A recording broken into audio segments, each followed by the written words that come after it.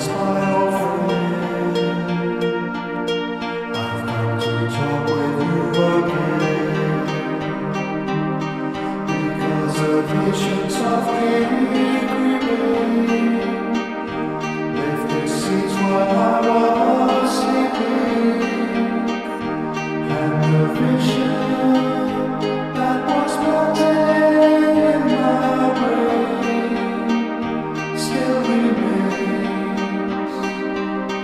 within the sound of silence.